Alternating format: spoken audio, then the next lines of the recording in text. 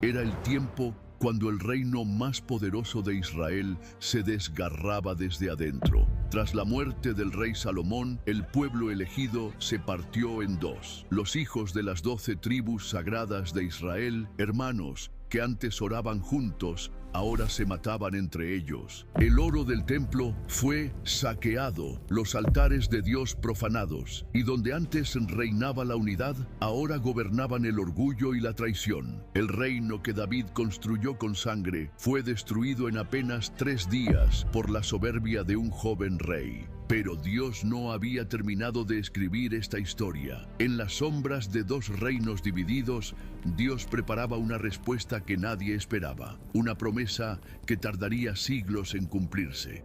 Israel no siempre fue poderoso. Durante siglos, 12 tribus dispersas luchaban por sobrevivir entre grandes imperios. Pero todo cambió alrededor del año 1050 a.C. ¿Qué hizo que un grupo de pastores nómadas de Israel se convirtiera en un reino poderoso que impresionó al mundo antiguo? Durante años, las 12 tribus de Israel fueron asesinadas y esclavizadas por un malvado enemigo, los filisteos. Para poder hacer frente a este poderoso enemigo, pidieron un rey que los uniera. Danos un rey que nos gobierne. Saúl fue el primer rey y logró unir a Israel para luchar contra los filisteos. Él encendió en la gente la idea de unificar las 12 tribus en un solo país. Pero el reinado de Saúl terminó de forma trágica en la guerra del monte Gilboa. Tras ver a sus hijos aniquilados por los arqueros filisteos y aterrado ante la idea de ser torturado, se quitó la vida con su propia espada. La humillación final llegó tras su muerte. Fue decapitado y su cuerpo exhibido como trofeo en el muro de una ciudad filistea. Después llegó David, y fue con David que nació de verdad el reino de Israel. Cuando Saúl murió, David logró unir a todas las tribus, conquistó la importante ciudad de Jerusalén y la convirtió en la capital del reino. Su leyenda había comenzado de joven, cuando enfrentó al gigante filisteo Goliat y lo derribó con una sola piedra de su honda. David no solo consolidó el reino, sino que aplastó militarmente a los filisteos en una serie de batallas decisivas. Su estrategia fue llevar la guerra a territorio enemigo. Finalmente, conquistó Gat, la ciudad natal de Goliat, y sometió así a los filisteos que por tanto tiempo habían aterrorizado a Israel. Aunque por mucho tiempo se dudó de su existencia, una prueba arqueológica confirmó que David fue real. Arqueólogos hallaron una antigua piedra en Israel en la que un rey enemigo menciona haber luchado contra la casa de David, demostrando que fue una figura histórica real. David no solo fue un increíble guerrero que venció a filisteos, moabitas y arameos, también preparó una estructura fuerte de gobierno que su hijo Salomón usaría para convertir el reino en un imperio. Salomón fue muy inteligente. En su tiempo, los grandes imperios de Egipto y Mesopotamia estaban débiles y ocupados en sus propios problemas. No había un poder fuerte en la zona, y Salomón aprovechó esa oportunidad. A diferencia de otros reyes, Salomón no construyó su poder con muchas guerras. En vez de eso, usó la inteligencia y el comercio con otros pueblos. Así, convirtió su reino en el centro del mundo conocido. La riqueza de Salomón fue famosa. Pero, ¿de dónde venía tanto oro? Primero, controló las rutas comerciales. Por Israel pasaba la Vía Maris, que era como una gran autopista por donde viajaban comerciantes de África y Asia. Todos esos comerciantes debían pagar impuestos para poder pasar por allí. La cantidad de oro que recibía Salomón cada año era de 666 talentos.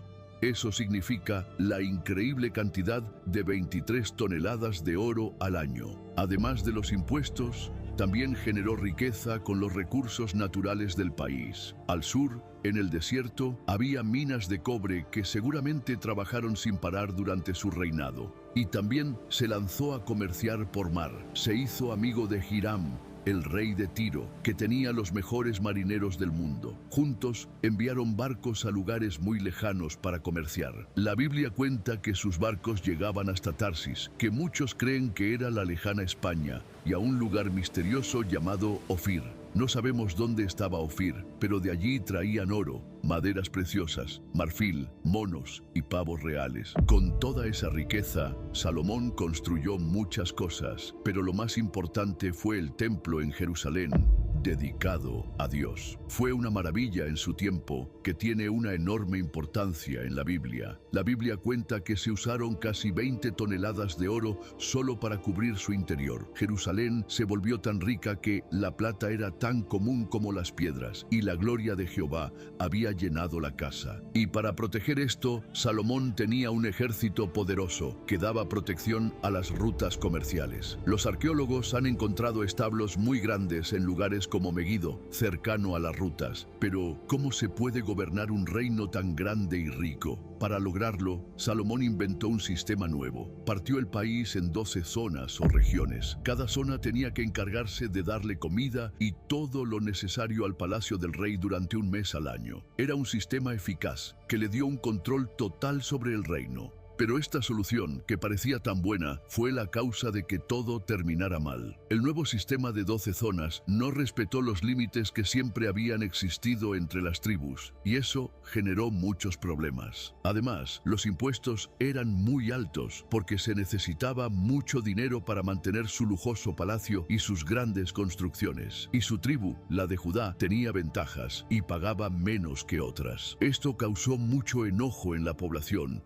sobre todo en las tribus del norte. El reino estaba a punto de dividirse en dos, pero antes de explicarte cómo pasó, necesitas saber qué fue lo que lo causó. Salomón impuso un sistema llamado Corbea, en el cual miles de hombres eran obligados a trabajar para sus grandes proyectos. Pero la tribu de Judá, que era la del mismo rey Salomón, no fue obligada a participar. El norte vio esta injusticia y no lo olvidó. Imagínate, la tribu del rey no trabajaba, pero todas las demás tribus del norte sí tenían que hacerlo. El enfado entre el norte y el sur creció muchísimo. Efraín, que era la tribu más importante del norte, sentía que todo su esfuerzo y su dinero se usaban para pagar los lujos de la gente del sur. Efraín veía cómo sus recursos eran usados para hacer brillar al sur, mientras ellos se sacrificaban. El gobierno de Salomón parecía más una máquina que extraía riquezas que un reinado justo. Sus oficiales recolectaban cada día 30 coros de flor de harina, 60 coros de harina,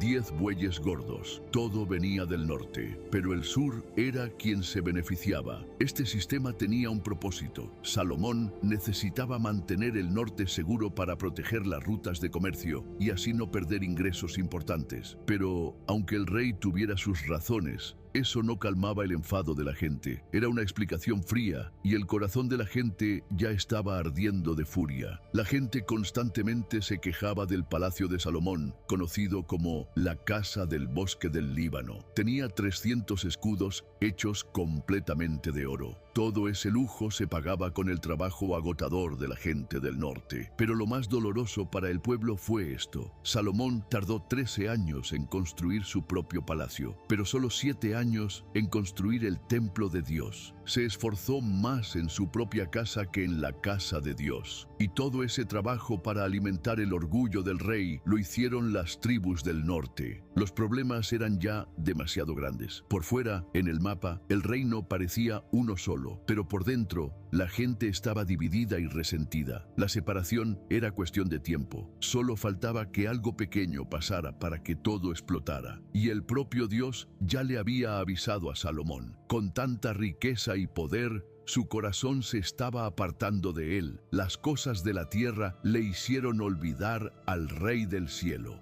Y se enojó Jehová contra Salomón, por cuanto su corazón se había apartado de Jehová.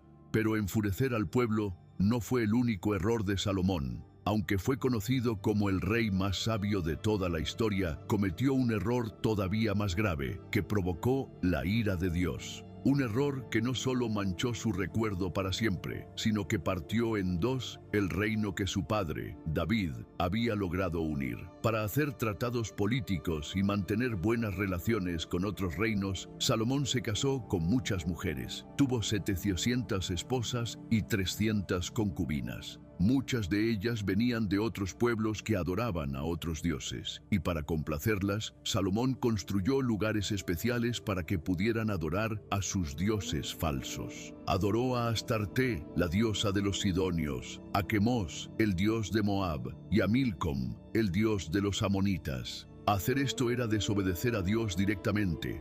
Dios ya le había avisado 2 veces, no seguirás a otros dioses. La regla de Dios era muy clara: romper el pacto con él traería la destrucción. Salomón estaba rompiendo el pacto y su promesa de serle fiel solo a Dios. Entonces surge la pregunta: ¿por qué hizo esto alguien tan sabio como Salomón? ¿Cómo pudo equivocarse de esa manera? A simple vista, la razón era política. Cada matrimonio con una princesa extranjera era una forma de hacer un acuerdo de paz con otro país. Así, él creía que hacía su reino más fuerte y seguro, pero Dios también le advirtió en esto: no tomará para sí muchas mujeres para que su corazón no se desvíe.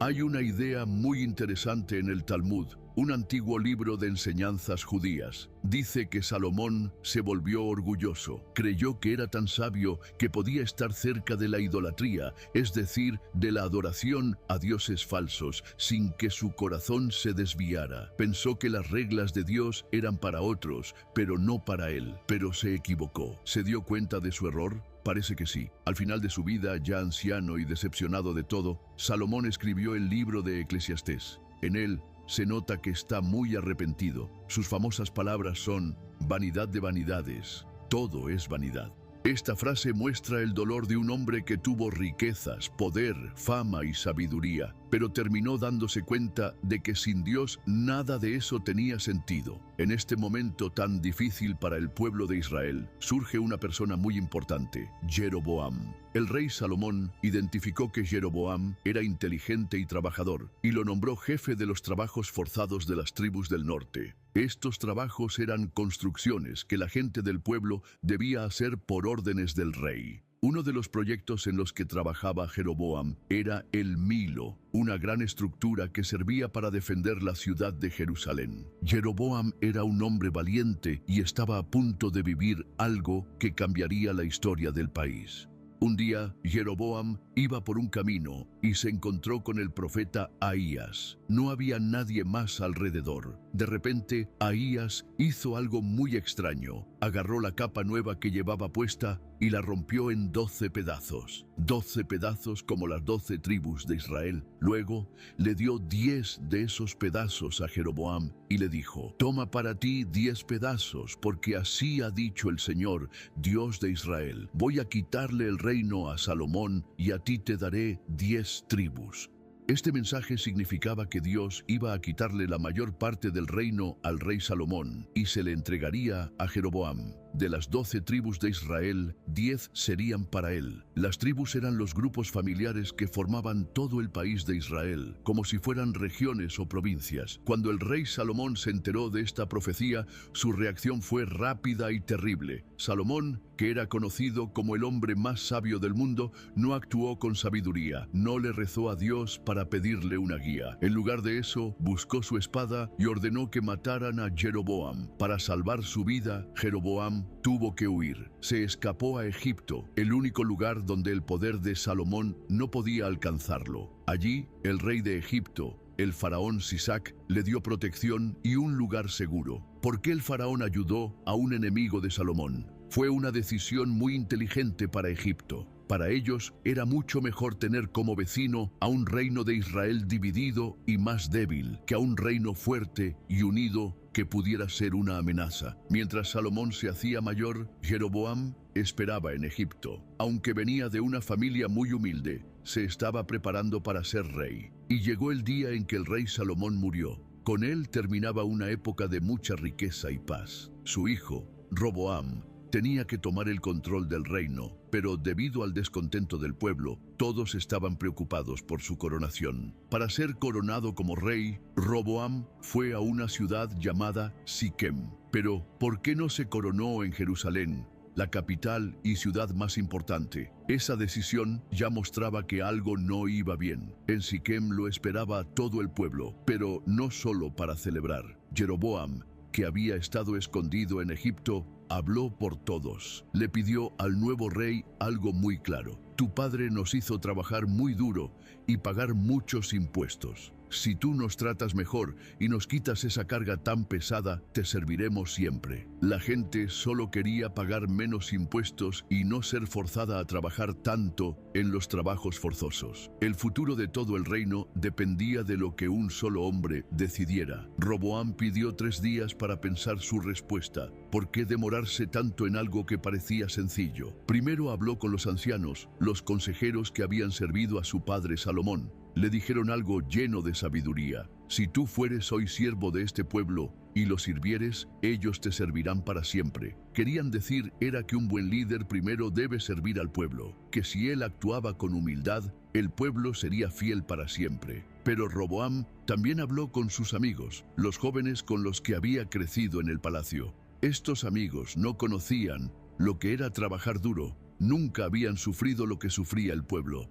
Le dieron otro consejo, que fuera duro, que mostrara su poder, que no cediera. Pasaron los 3 días y el pueblo regresó esperando una respuesta. Todos estaban en silencio, atentos a lo que iba a decir el nuevo rey. Roboam se puso de pie y habló con voz fuerte. No escuchó el sabio consejo de los ancianos. Mi dedo meñique es más grueso que los lomos de mi padre. Esta era una forma de hablar de la época. Con esto quería decir que él era mucho más poderoso y estricto que su padre Salomón. Y entonces hizo su amenaza final. Mi padre os castigó con látigos, pero yo os castigaré con escorpiones. Los escorpiones no eran animales reales, era un tipo de látigo muy cruel, que tenía pedazos de metal o huesos afilados. No solo dolía, desgarraba la piel. Era una amenaza horrible. La respuesta del pueblo fue inmediata. Esa amenaza fue la gota que derramó el vaso. Y todo esto pasó en Siquem, que no era un lugar cualquiera. Siquem era un lugar sagrado. Allí, Dios le hizo la gran promesa a Abraham. Y allí mismo, muchos años después, el líder Josué había renovado el pacto de todo el pueblo con Dios. En ese mismo lugar, cargado de historia, un nuevo pacto se estaba rompiendo para siempre. Las 10 tribus del norte, enfadadas,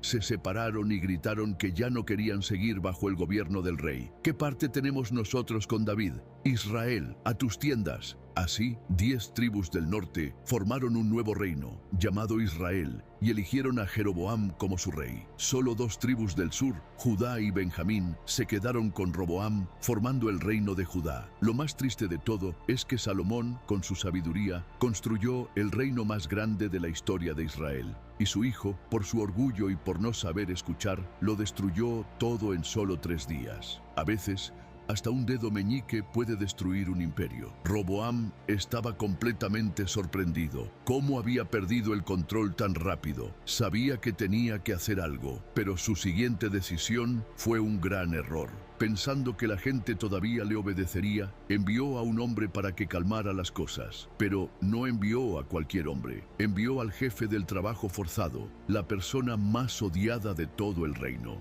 Este hombre se llamaba Adoniram. Había trabajado desde los tiempos del rey David y también con el rey Salomón.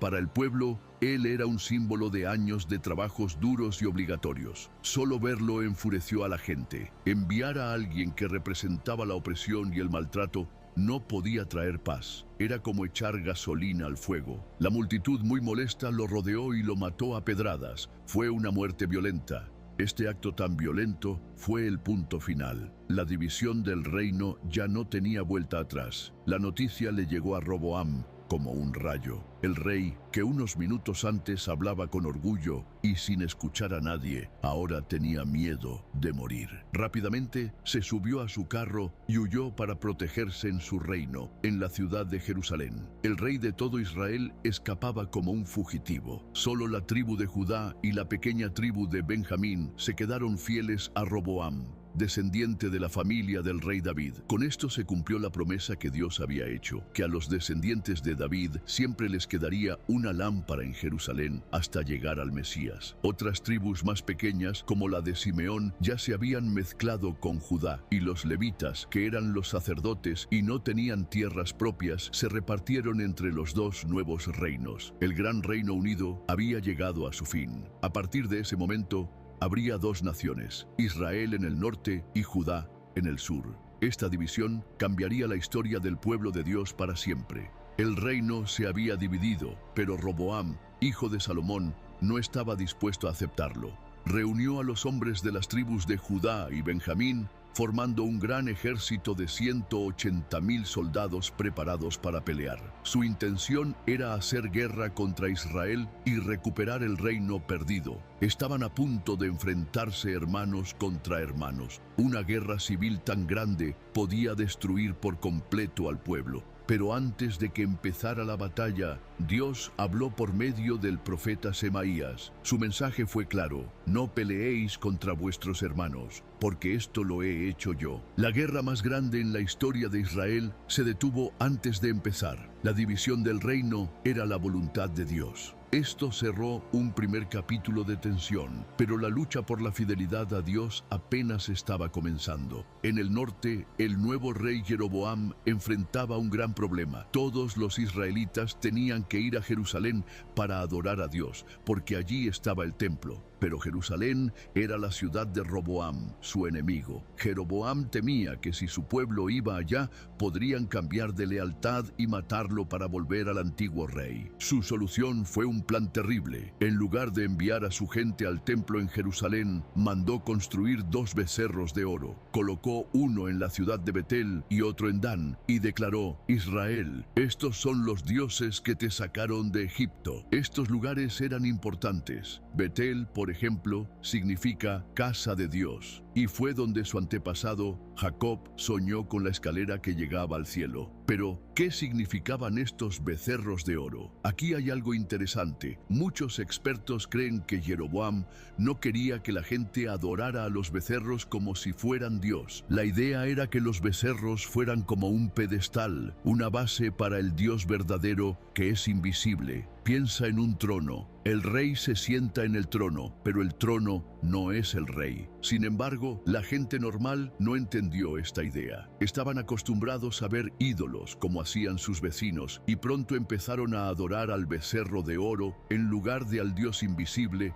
que debía estar sobre él. Y fue peor, porque empezaron a mezclar su fe con la adoración a un Dios falso de sus vecinos, un toro llamado Baal. Entonces pasó algo que Jeroboam no se esperaba. Los sacerdotes y levitas que vivían en su reino se negaron a participar en esa adoración a ídolos. Los levitas eran los únicos que Dios había elegido para ser sus sacerdotes, y eran fieles a su ley. Así que abandonaron sus casas, sus tierras y todo lo que tenían, y se fueron a vivir al reino de Judá, en el sur. Y con ellos se fueron miles de familias de todas las tribus que querían seguir adorando al Dios verdadero. Así, el plan de Jeroboam para asegurar su poder tuvo un resultado que no esperaba. Hizo que el reino de Judá fuera aún más fuerte en su fe. Jeroboam, el rey del norte, continuó intentando evitar las peregrinaciones al sur. Primero, decretó que la fiesta de los tabernáculos, una de las celebraciones más importantes del año, se haría un mes más tarde de lo que mandaba la ley de Dios. Y luego hizo lo peor de todo: creó nuevos sacerdotes. Ignoró por completo a la tribu de Leví, la única autorizada por Dios, y nombró sacerdote a cualquiera que lo deseara de entre el pueblo. Al romper esta regla, Jeroboam rompió el pacto con Dios. Así quedaron separados los 2 reinos, Judá en el sur, con el templo verdadero y el sacerdocio correcto, pero con otros problemas que veremos después. En el norte, Israel, con un gobierno independiente, pero con una fe rota desde el principio. El escenario estaba listo para la llegada de profetas, reyes y muchos juicios a lo largo de los años. Estos errores fueron conocidos como el pecado de Jeroboam. Esta frase se repite muchas veces en la Biblia para señalar a todos los reyes del reino del norte que hicieron lo mismo que él: alejar al pueblo de Dios. Mientras Jeroboam estaba construyendo un altar falso en un lugar llamado Betel, ocurrió algo impresionante. Un profeta de Judá apareció con un mensaje aterrador. Este hombre habló fuerte contra el altar y dijo que en el futuro vendría un rey llamado Josías, quien destruiría ese altar. Lo sorprendente es que este profeta mencionó a Josías por su nombre casi 300 años antes de que naciera. Lleno de rabia, Jeroboam extendió su mano para que arrestaran al profeta, pero en ese mismo momento su brazo se secó y quedó paralizado. El pecado de Jeroboam no solo trajo un castigo inmediato, sino que fue el comienzo de una época llena de problemas y desorden. La historia del reino del norte se llenó de traiciones y muertes. Un rey mataba al anterior para quedarse con el trono. Baasa asesinó al hijo de Jeroboam para tomar el poder. Años después, Zimri asesinó al hijo de Baasa. El reinado de Zimri es quizás el más corto de la historia. Duró solo 7 días. Cuando vio que su enemigo, Omri, lo tenía rodeado, le prendió fuego al palacio y se quitó la vida. El desorden era lo normal. En solo 200 años, Israel tuvo 19 reyes de 9 familias diferentes que se llaman dinastías. Una dinastía es cuando el poder pasa de padres a hijos en la misma familia. Y esto no es solo una historia de la Biblia. Hay pruebas reales. Existe una piedra antigua llamada el Obelisco Negro de Salmanasar III, que hoy puedes ver en un museo. En ella se ve al rey Jehú de Israel arrodillado en el suelo, dándole riquezas al rey de Asiria. Una prueba real de lo débiles que eran y del caos que vivían. Sin embargo, en medio de todo ese desorden, una familia, la de Omri, se hizo tan poderosa que sus enemigos tuvieron que prestarle atención. El hijo de Omri, el rey Acab, y su esposa Jezabel hicieron que la gente adorara a un dios falso llamado Baal, como nunca antes se había hecho. Tenían a su servicio 450 profetas de Baal y 400 profetas de la diosa Asera. Parecía que el Dios de Israel había sido olvidado por completo. Pero después de tantos reyes malos en el norte, un hombre se levantó contra ellos, el profeta Elías. Elías los retó a una competencia en el Monte Carmelo para ver quién tenía al Dios verdadero. Eran 450 profetas falsos contra un solo profeta de Dios. La prueba era simple: ver qué Dios era capaz de enviar fuego del cielo. Los profetas de Baal gritaron, bailaron y se hicieron cortes en el cuerpo durante horas, pero no hubo respuesta, solo silencio. Entonces Elías arregló el altar de Dios, le echó muchísima agua por encima y dijo una oración corta. Y en ese momento cayó fuego de Jehová y consumió el holocausto, la leña, las piedras y el polvo, y aún lamió el agua que estaba en la zanja.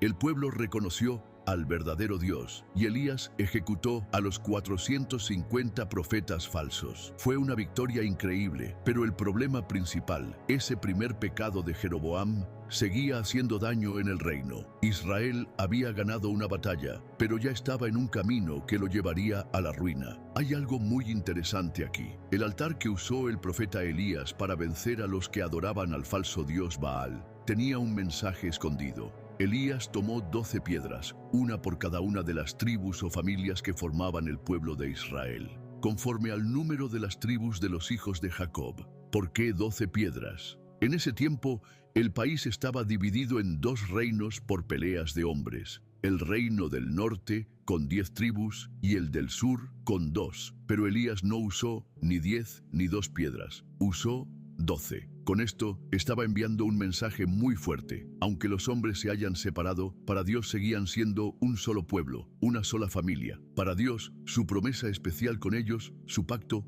no se había roto. Sin embargo, lo que hizo Elías no agradó a todos. Jezabel, la reina, se enojó tanto que prometió matarlo. Elías, que había enfrentado a un rey sin miedo, ahora huía para salvar su vida. Se escondió en una cueva, sintiéndose muy triste y solo. Pensaba que ya no quedaban fieles a Dios y dijo: solo yo he quedado. Pensaba que su trabajo no había servido para nada y que era el único que todavía creía en Dios en todo el país. Pero Dios le contestó, no con un viento fuerte ni con un terremoto, sino con un susurro suave. Y en ese susurro le contó un secreto que cambió por completo su forma de ver las cosas. Le dijo: he guardado para mí a 7,000 personas en Israel que no se han arrodillado para adorar a Baal. Aunque la mayoría de la gente se había olvidado de Dios, Él había protegido a un pequeño grupo que se mantuvo fiel. La gente no podía verlos, pero Dios sí sabía quiénes eran. El país estaba roto, pero la verdadera gente de Dios seguía creyendo en secreto. La esperanza no estaba en lo fuerte que fuera un profeta, sino en que Dios nunca falla y siempre cumple sus promesas. Es bueno recordar que Elías trabajaba para Dios en el reino del norte, llamado Israel, luchando contra el rey Acab y Jezabel.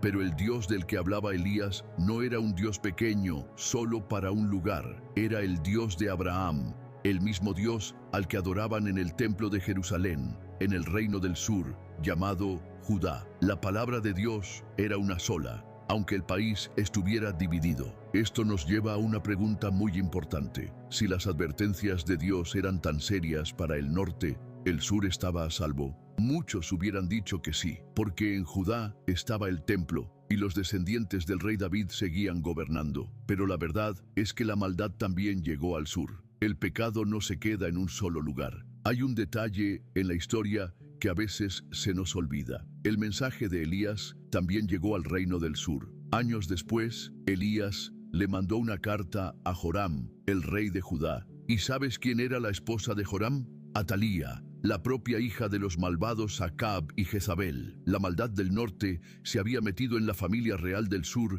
a través de ese matrimonio. En la carta, Elías le avisó que, por seguir los malos ejemplos de los reyes de Israel, su reino iba a sufrir un castigo terrible. Y así fue. El reino de Judá no estaba protegido. El castigo por romper la promesa con Dios era para las 12 tribus, para todos. El trabajo de Elías no era arreglar el gobierno de los reyes, sino llamar a todo el pueblo a volver a su única promesa con el único Dios verdadero. Aquel altar con 12 piedras era como un mensaje sobre el futuro, una promesa de que un día Dios mismo volvería a unir a su pueblo. Ese día llegaría con el Mesías, Jesús, un descendiente del rey David. Él no solo juntaría a los dos reinos, Israel y Judá, sino que uniría a toda su gente de una forma nueva. Pero de eso hablaremos más adelante. Elías había sido enviado por Dios para sanar la tierra del norte. Pero, ¿qué pasó con Judá, el reino del sur, el reino que cuidaba de Jerusalén y del templo? El rey Asa empezó muy bien. Hizo una gran limpieza en la forma de adorar a Dios en Judá, destruyendo los altares, que son como mesas para sacrificios, donde la gente adoraba a dioses falsos. Tenía tantas ganas de hacer lo correcto que llegó a quitarle el título de reina a su propia madre, Maaca, por haber hecho una estatua de una diosa falsa llamada Asera. Parecía que Judá se mantenía fuerte, pero la fe de una persona puede romperse. En sus últimos años, cuando el reino del norte lo amenazó, Asa cometió un error terrible. En lugar de confiar en que Dios lo ayudaría, le pagó con oro al rey de Siria para que lo defendiera. Puso su confianza en el dinero y en un rey extranjero en lugar de en Dios. Su hijo Josafat fue un buen rey que trató de seguir a Dios. Sin embargo, también cometió un error muy serio. Se alió con la familia de los reyes del norte, la de Acab y Jezabel, reyes de Israel, conocidos por su idolatría. Para afianzar esa alianza, Josafat permitió que su hijo Joram se casara con Atalía, hija de Jezabel. La respuesta de Dios no tardó en llegar. Esa infidelidad le abrió las puertas al enemigo. El faraón Sisac de Egipto invadió Judá. Este mismo faraón, años atrás, le había dado refugio a Jeroboam, el primer rey del reino del norte. Ahora venía como enemigo, dispuesto a saquear. El templo de Salomón, que estaba lleno de tesoros, fue completamente saqueado, como dice la Biblia, y se lo llevó todo, aun los escudos de oro que Salomón había hecho. En lugar de esos escudos de oro, el rey Roboam mandó a hacer escudos de bronce. Esto era un símbolo muy importante y triste. La gloria que venía de Dios fue cambiada por algo de mucho menos valor, hecho por el hombre. El oro fue cambiado por bronce, y esta historia no solo está en la Biblia. En Egipto, en el gran templo de Karnak, hay un dibujo tallado en la piedra que celebra y recuerda la campaña militar del faraón Sisac. En él, el faraón presume de haber conquistado 156 ciudades y nombra lugares de Judá e Israel. Las 15 ciudades que el rey Roboam había protegido con murallas cayeron como fichas de dominó. Pero ahora regresemos a la historia de la alianza peligrosa que Josafat hizo con la casa de Acab. De ahí vino Atalía, una mujer cruel. Ella era hija de Acab y de la temida Jezabel, quien lideraba el culto al dios falso Baal. Atalía trajo la adoración a Baal directamente al corazón de Jerusalén, y cuando su hijo, el rey, murió. Ella tomó el poder de la forma más cruel que te puedas imaginar. Mató a toda su familia que podía reinar. Hijos, nietos, a todos para que nadie pudiera quitarle el trono. Esto era terrible, porque Dios había hecho una promesa, que del rey David siempre saldría un rey para su pueblo. A esto se le llama el linaje de David, o la línea de la promesa. Parecía que esa promesa se había roto para siempre, pero no. Un niño sobrevivió. El bebé Joás, de apenas un año, fue rescatado por su tía y escondido por el sacerdote más importante, llamado Joiada. Fue escondido en el único lugar donde Atalía no se atrevería a buscar, dentro del propio templo de Dios. Durante 6 largos años, el rey verdadero vivió en secreto, mientras una reina que adoraba a dioses falsos gobernaba Judá. Finalmente, Joiada organizó un plan muy valiente para quitarle el poder. Presentó al niño Joás, que ya tenía 7 años, a los guardias y al pueblo, y lo coronaron rey. Atalía, la reina que había robado el trono, fue ejecutada y la adoración a Baal fue eliminada de la ciudad. Así, la promesa de Dios de mantener siempre a un descendiente de David en el trono se salvó por muy poco. Y Atalía pasó a la historia como la única mujer que llegó a ser reina de Judá. En ese momento de la historia, el pueblo de Dios estaba pasando por una situación muy difícil. La tierra prometida, ese lugar especial donde debía habitar el pueblo de Israel, estaba en manos de otras naciones. Y el templo de Salomón, el lugar sagrado donde adoraban a Dios, estaba destruido. Todo parecía perdido. Pero en medio de tanta oscuridad, una pregunta estaba en el aire. ¿Se había olvidado Dios de la promesa que le hizo al rey David? ¿Qué iba a pasar con su pueblo? Entonces, unas voces de esperanza empezaron a sonar. Profetas como Jeremías, que vivían lejos de su hogar, no hablaban de arreglar lo que se había roto, sino de empezar algo completamente nuevo. Jeremías anunció un nuevo pacto con Dios. Pero este pacto no estaría escrito en tablas de piedra, como las antiguas leyes, sino directamente en el corazón de las personas. La esperanza ya no era solo reconstruir un país, sino cambiar a la gente por dentro. El profeta Ezequiel también recibió un mensaje de Dios. Dios le pidió que tomara 2 varas. En uno debía escribir para Judá y en el otro para Israel. Después debía unirlas en su mano. El mensaje era claro. Dios prometía volver a unir a su pueblo, que estaba dividido. Pero, ¿quién sería su líder? La promesa original a David decía que siempre habría alguien de su familia en el trono. Pero David llevaba siglos muerto y ya no había trono. ¿Cómo podía cumplirse esa promesa? Y aquí es donde nace una idea muy importante: la esperanza de un Mesías. Las profecías empezaron a hablar de un rey que vendría en el futuro, alguien de la familia de David, que no solo iba a restaurar el reino, sino que lo haría perfecto. A este rey lo llamaron el Mesías, que significa el ungido. En esos tiempos, cuando alguien iba a ser rey, le derramaban aceite en la cabeza. Era una señal de que Dios lo había elegido. Así que esperar al ungido era esperar al rey elegido por Dios. Este nuevo rey no sería David vuelto a la vida, sería alguien como David, pero mucho mejor, el rey perfecto que cumpliría todas las promesas de Dios. La gente esperó durante cientos de años. Unos escritos muy antiguos que se encontraron en cuevas, llamados los rollos del Mar Muerto, nos cuentan que había grupos de personas viviendo en el desierto, estudiando las escrituras y esperando con muchas ganas la llegada de este rey. El profeta Zacarías incluso dijo que cuando llegara ese día, el monte de los olivos se partiría en 2. Esto mostraba que sería un evento enorme, algo que movería el cielo y la tierra. Siglos después, apareció un hombre llamado Jesús de Nazaret. El Evangelio de Mateo empieza con una larga lista de nombres, que es la genealogía de Jesús. Una genealogía es como un árbol familiar que muestra todos tus antepasados. Con esta lista, Mateo quería dejar algo muy claro. Jesús era de la familia del rey David, y por eso tenía el derecho de ser el rey que todos esperaban. Sin embargo, su llegada creó mucha confusión. ¿Qué clase de rey era?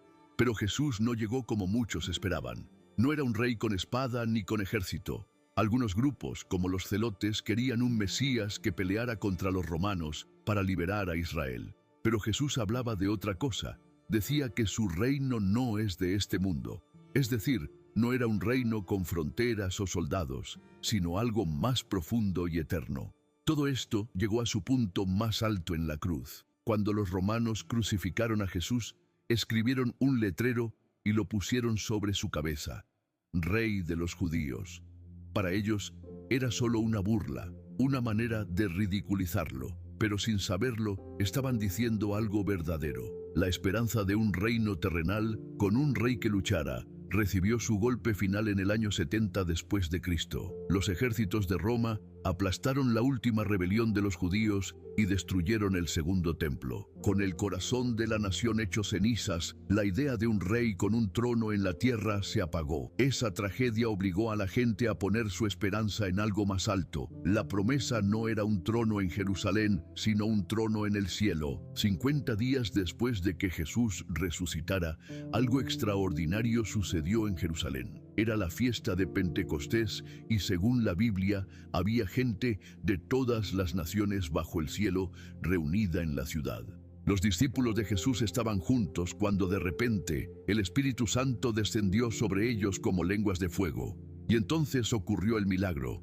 Empezaron a hablar en idiomas que nunca habían aprendido. ¿Te acuerdas de la Torre de Babel? Allí Dios confundió las lenguas para separar a la humanidad orgullosa, pero en Pentecostés Dios usó las lenguas para unir.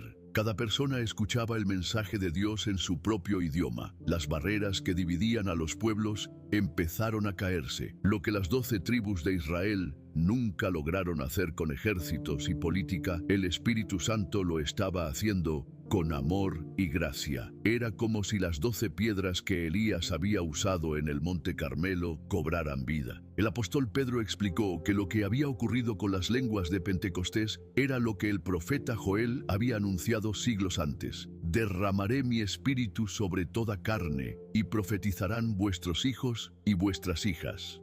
Dios derramaría su espíritu sobre toda persona, sin importar su origen. Pablo escribió algo revolucionario: ya no hay judío ni griego, no hay esclavo ni libre, no hay varón ni mujer, porque todos vosotros sois uno en Cristo Jesús. ¿Te das cuenta de lo radical que era esto? Durante siglos, el pueblo de Dios se había definido por fronteras, por quién era descendiente de Abraham, por pertenecer a una de las 12 tribus. Pero ahora, la pertenencia al pueblo de Dios no dependía de tu sangre o tu tribu, sino de ese nuevo pacto que Jeremías había prometido, escrito en el corazón. Los primeros cristianos lo vivían de manera práctica, compartían sus comidas, sus bienes, cuidaban unos de otros. No había un rey cobrando impuestos pesados como Salomón con sus corbeas. Este reino funcionaba al revés. El más grande era el que servía a los demás, tal como Jesús había enseñado. La mesa compartida se volvió el símbolo más poderoso de esta unidad. En la cena del Señor, todos comían del mismo pan y bebían de la misma copa, recordando que eran un solo cuerpo. No importaba si eras de Judá o de las tribus perdidas del norte, si eras judío o gentil, en Cristo todos eran familia.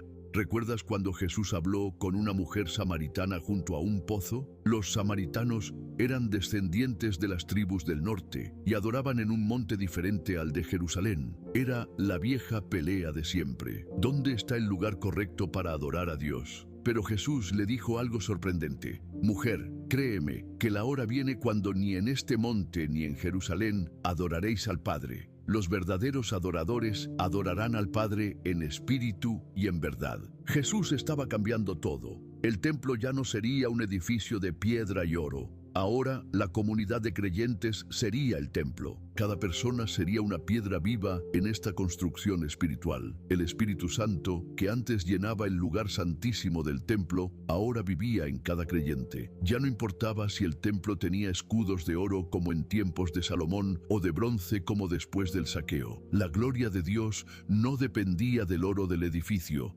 sino de la presencia viva de Dios en su pueblo. El libro del Apocalipsis, el último libro de la Biblia, nos muestra una visión impresionante del final de la historia. Juan ve una ciudad celestial, la Nueva Jerusalén, que baja del cielo. Esta ciudad tiene 12 puertas, y en cada puerta está escrito el nombre de una de las 12 tribus de Israel. Pero también tiene 12 cimientos, y en cada uno está el nombre de uno de los 12 apóstoles de Jesús. ¿Ves? La unión perfecta, el Antiguo y el Nuevo Testamento, las 12 tribus y los 12 apóstoles, todo unido en una sola ciudad. La división que empezó con Roboam y Jeroboam, finalmente sanada para siempre. Y lo más sorprendente, en esta ciudad no hay templo. ¿Por qué? Porque el Señor Dios Todopoderoso es el templo de ella y el Cordero.